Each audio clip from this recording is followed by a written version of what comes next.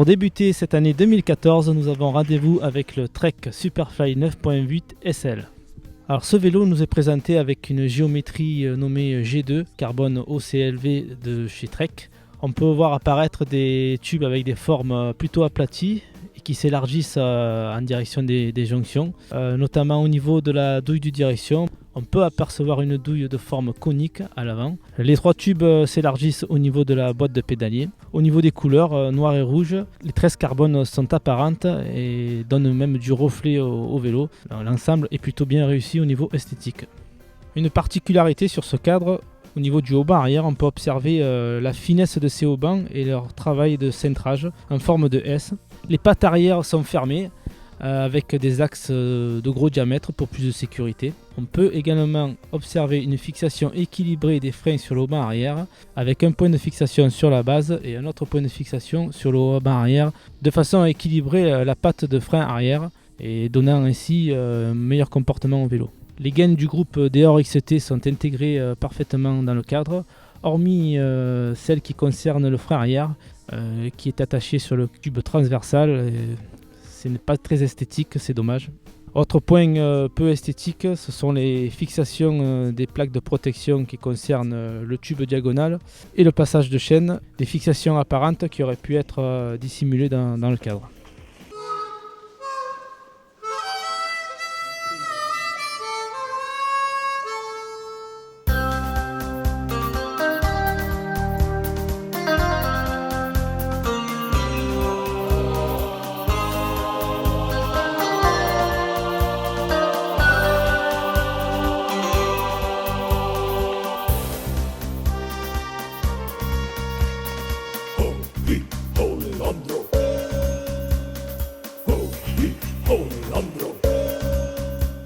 Au niveau du poste de conduite, le vélo est équipé d'une fourche Fox d'un débattement de 100 mm.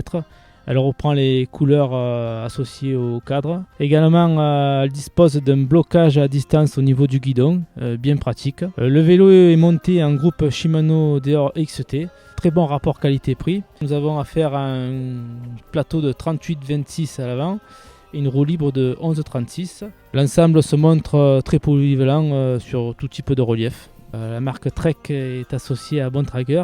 Au niveau du poste de pilotage, nous avons affaire à un guidon Bontrager RXL en carbone. Par contre, il est associé à une potence en alu. Le vélo dispose d'une selle Bontrager Evoque 3, très confortable au demeurant, et d'un tube de selle Elite Bontrager en aluminium également.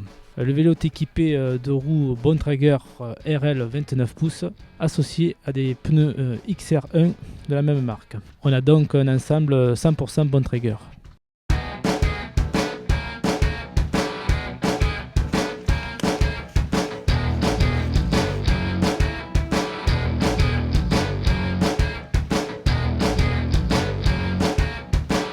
En action, ce VTT se montre très dynamique. Le comportement est très fun et sécurisant. En ce qui concerne les montées, que ce soit abruptes ou douces, le vélo, grâce à son faible poids et à son dynamisme, va permettre aux coureurs de passer ces obstacles sans encombre. Dans les descentes, le vélo se montre très stable et très équilibré grâce notamment à bien sûr ces roues de 29 pouces. J'ai pu apprécier notamment dans les descentes en ce qui concerne les grandes courbes où le vélo tient la trajectoire même si l'on est pris de vitesse. Le freinage est plutôt puissant et progressif, ce qui permet de se sentir très à l'aise dans toute situation. Son comportement dynamique et sa légèreté fera oublier les passages lents et techniques qui sont souvent l'ennemi du 29.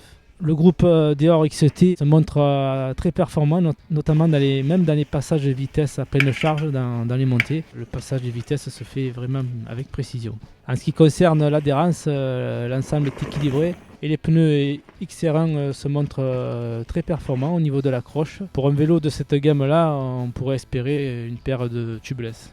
Le prix de ce vélo tel qu'il est présenté est à 4 599 €. En ce qui concerne le poids, Trek ne souhaite pas communiquer là-dessus. Nous, la curiosité nous a poussé à le faire. Nous l'avons pesé à 10,1 kg, ce qui est correct pour la gamme dans laquelle il s'inscrit.